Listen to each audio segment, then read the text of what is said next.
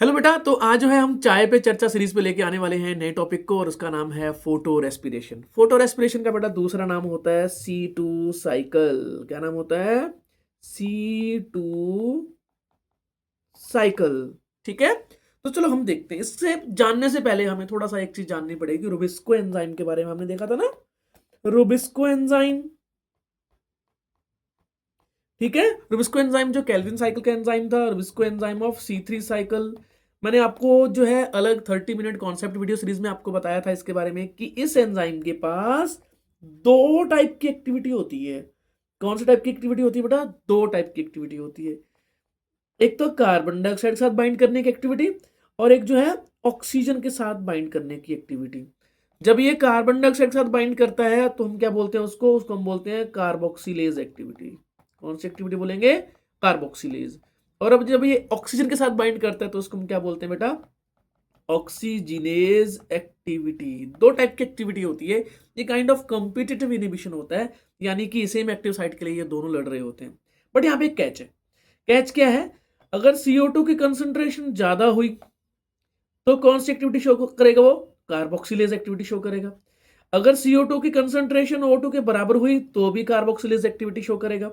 अगर CO2 की concentration कम हुई किससे? ऑक्सीजन से, तो इस केस में क्या हो जाएगा? ऑक्सीजन की कंसंट्रेशन ज्यादा होने की वजह से अब ये ऑक्सीजनेज एक्टिविटी शो करेगा। तो इन जनरल जो नॉर्मल है, पहले हम नॉर्मल के बारे में देखते हैं। नॉर्मल कार्बोक्सिलेज एक्टिविटी के केस में कौन से प्रोडक्ट बनते हैं?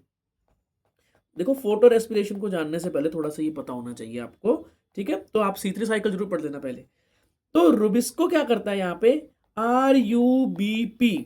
RUBP क्या था? राइबोलोज बिसफॉस्फेट। राइबोलोज 1,5 बिसफॉस्फेट जो एक यहाँ पे कीटो शुगर है, उसको कार्बन डाइऑक्साइड के साथ जब वो बाइंड करता है तो 3 कार्बन वाला कंपाउंड बनता है, स्टेबल कंपाउंड बनता है, जिसका नाम होता है 3PGA। ये कौन सी एक्टिविटी होती है बेटा? ये होती है एक्टिविटी कार्बोक्सिलेज एक्टिविटी होती है। दूसरा, ये नॉर्मल एक्टिविटी है, जब नॉर्मल जो है C3 साइकिल चल रहा होता है तब की बात है। दूसरे नंबर पे हम बात करते हैं फोटो रेस्पिरेशन एक्टिविटी, या फिर जिसको हम बोलते हैं ऑक्सीजिनेज एक्टिविटी। कौन सी एक्टिविटी? ऑक्सीजिनेज एक्टिविटी। अब इसमें क्या होता है?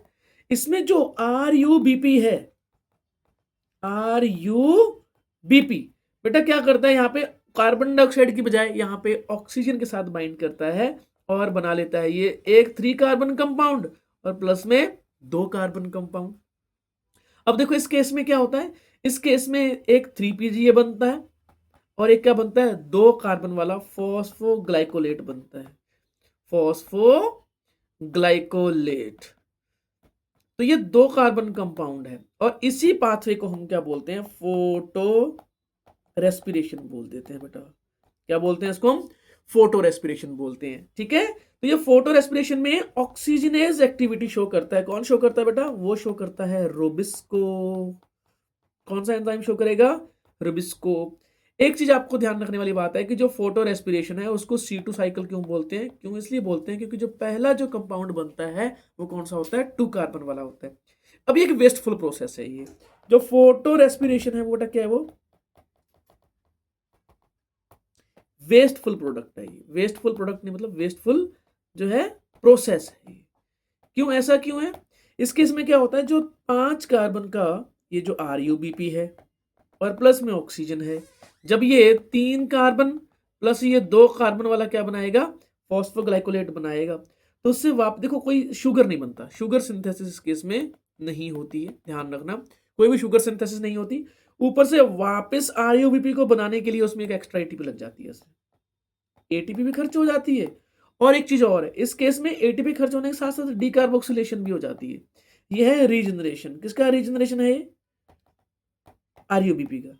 यानी कि RUBP जो वेस्ट हुआ था, ये जो ब्रेक डाउन हो गया था 3 कार्बन और 2 कार्बन में, ये ब्रेक डाउन हो गया था, इसको दोबारा बनाने में अब क्या लग रहा है? यहाँ पे एनर्जी लग रही है और ऊपर से कार्बन डाइऑक्साइड भी रिलीज हो रही है। जो पहले से फिक्स हो रखी थी वो भी यहाँ पे क्या हो रही है? रिलीज हो रही है। तो ये एक वेस्टफुल प्रोसेस है। इसके बारे में अभी तक ये पता नहीं है कि ये क्यों है। NCERT ऐसा लिखती है कि इसके बारे में आइडिया नहीं कि ये क्यों है। बट ये होती किस में है? ये सिर्फ और सिर्फ C3 प्लांट्स में होती है। Not found in not found in C4 cycle वाले जो प्लांट्स होते हैं। कौन से C4 साइकिल वाले प्लांट कौन से होते हैं? For example sugar cane, sorghum, इनमें आपको ये देखने को नहीं मिलती। तो अब क्या आप कमेंट सेक्शन में बता सकते हो कि ऐसा रीजन क्यों है कि जो C4 प्लांट्स में ये वाले जो फोटो रेस्पिरेशन एक्टिविटी नहीं मिलती है? ये छोटा सा आपका जो क्वेश्चन है आप आंसर कर दीजिए कमेंट सेक्शन में। मिलते हैं नेक्स्ट चाय पे चर्चा सीरीज में। Bye bye.